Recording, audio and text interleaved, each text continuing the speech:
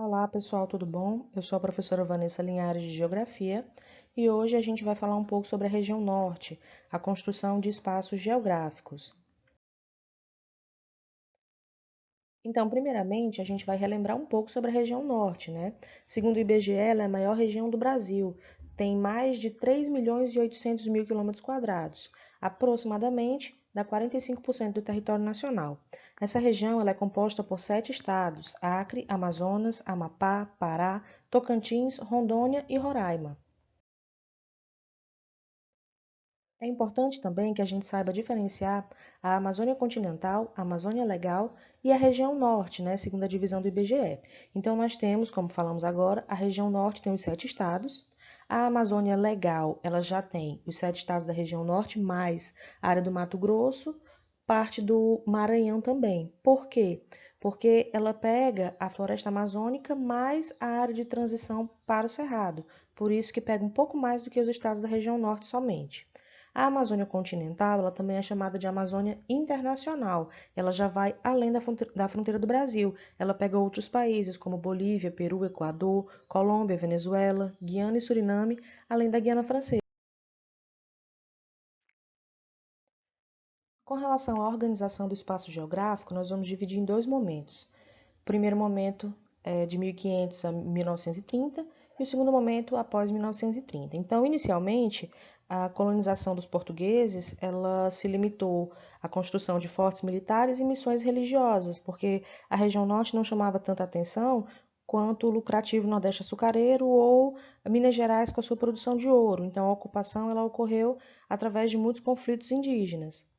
A gente tem também destaque, né, nos principais espaços geográficos do século XVII até quase o final do século XIX, o destaque é para São Luís no Maranhão e Belém do Pará. E era de lá que saíam as chamadas drogas do sertão, que eram extraídas da floresta, como baunilha, guaraná, urucum, entre outras ervas, frutos e sementes. A gente tem também a questão da anexação das terras da Espanha. A gente tinha o Tratado de Tordesilhas, né, que era limitado pelo meridiano. A leste você tinha terras que pertenciam a Portugal. E, no caso, a leste a Portugal e a oeste a Espanha. De 1580 a 1640, Portugal estava sob o domínio da Espanha. E aí, na América, os colonizadores portugueses aproveitaram esse período para invadir e conquistar espaços de domínio espanhol e incorporar ao reino de Portugal essas terras.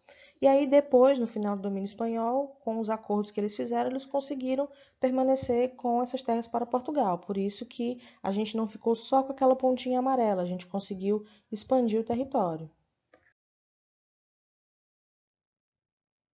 E aí é importante a gente destacar a questão do extrativismo do látex, né? Em 1870, a região amazônica passou a receber grande número de imigrantes, principalmente provenientes da região Nordeste, por causa da seca prolongada no sertão nordestino e por conta do desenvolvimento das atividades extrativistas na região Norte, como a extração da castanha do Pará, de madeira e do látex, né, para a fabricação de borracha.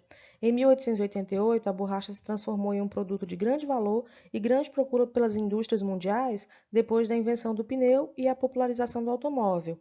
Em 1910, metade da borracha do mundo saía da Amazônia. O extrativismo do látex e da castanha do Pará, né, no final do século XIX, início do século XX, foi o motor do processo de produção e organização do espaço regional. Estimulou a atração de imigrantes brasileiros de outras regiões e de imigrantes estrangeiros, como espanhóis, portugueses, franceses, a construção de portos, né, como o Porto de Belém e de Manaus, a incorporação do Acre ao território brasileiro e a fundação das cidades de Chapuri e Brasileia, nesse estado, pelos seringueiros. Por que que o Acre teve que ser incorporado? Porque ele pertencia ao território da Bolívia. E aí houve toda uma negociação para que o Acre passasse a ser do Brasil. Teve também a expansão da rede urbana e a modernização dos espaços urbanos, principalmente com relação a Manaus e Belém, né? A instalação de pequenas indústrias de bens de consumo, sobretudo em Belém e Manaus, e a atração de capitais estrangeiros por meio da instalação de bancos, empresas, comércio e companhia de navegações inglesas, francesas e estadunidenses. Mas em seguida veio o declínio da produção da borracha, né? O Brasil ele foi o maior produtor mundial de borracha entre 1880 e 1912, né? Naquele período a produção da América Central e da África Equatorial não era pequena. Então, enquanto a Amazônia ela lidava com a coleta de látex silvestre, os ingleses viram a importância e começaram a exportar sementes para colônias asiáticas, onde o clima era quente e úmido, que é um clima parecido com a região amazônica. E aí eles conseguiram fazer com que as seringueiras se espalharam por vários países, e aí em 1910 o Brasil perdeu a liderança do mercado mundial. Como consequência, houve a perca de investimentos e fluxos migratórios. E aí a gente vai ter a desaceleração do processo de construção espacial. Após 1930, né, depois do período do auge do látex, da borracha natural, a gente vai ter um investimento em produtos agrícolas e a extração de minérios, né? Produtos agrícolas a gente pode citar pimenta do reino, juta e malva. Nos minérios, a extração de manganês e de cassiterita, né? Isso vai acabar contribuindo para o desenvolvimento da economia e para a construção de espaços geográficos. E aí a gente tem também a questão da Superintendência do Plano de Valorização Econômica da Amazônia, a SPVEA.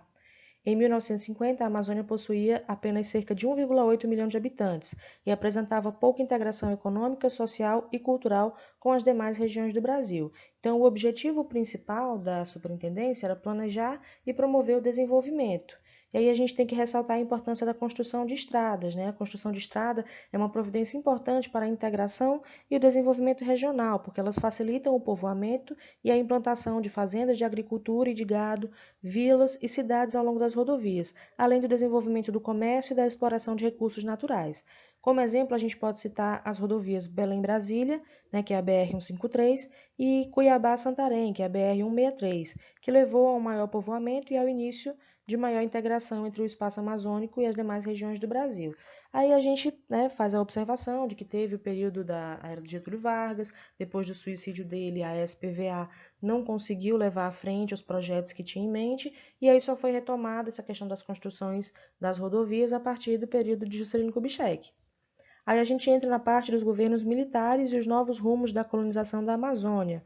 Né? Tem a questão da cobiça internacional em cima da Amazônia, e aí os governos militares que se sucederam na presidência da República a partir de 1964, eles entendiam que havia a necessidade de realizar uma maior ocupação humana na região, dinamizar a economia, enfim, integrar o espaço amazônico por questão de segurança nacional. Com esse objetivo, o governo militar criou várias iniciativas que a gente vai ver a seguir, né? É aí que a gente vai ter a criação da SUDAM, que é a Superintendência do Desenvolvimento da Amazônia, que foi criada em 1966 para substituir a SPVEA com o objetivo de planejar, inspecionar e conduzir o desenvolvimento da Amazônia e a sua integração espacial. E aí um dos projetos que a SUDAM fez foi o Plano de Integração Nacional, que um exemplo que a gente pode citar foi a rodovia Transamazônica, que foi feita por esse plano de integração. Lançou também um programa para atrair para a região grandes empresas e grupos econômicos nacionais e estrangeiros, oferecendo empréstimos e vantagens e promessa de criação de infraestrutura. Mas aí também deu problema porque nem todo mundo cumpriu a sua parte no acordo, aí teve especulação imobiliária, teve desvio de verba e aí acabou gerando prejuízo não só para a região norte, mas para o Brasil todo. Muito também por conta da falta de fiscalização. Aí a gente tem também o núcleo ou projetos de colonização, que foram colocados pelo INCRA, né, o Instituto Nacional de Colonização e Reforma Agrária. Neles, a área de terra pública foi dividida em lotes e distribuída para famílias cadastradas interessadas em cultivá-las. Né? No ano de 1970, vários núcleos foram instalados, mas nem todos tiveram êxito. A falta de assistência médica e escolar, a grande distância de centros urbanos, a falta de orientação técnica para lidar com o manejo do solo, a assistência financeira insuficiente, entre outros fatores, contribuíram para o insucesso de vários desses núcleos.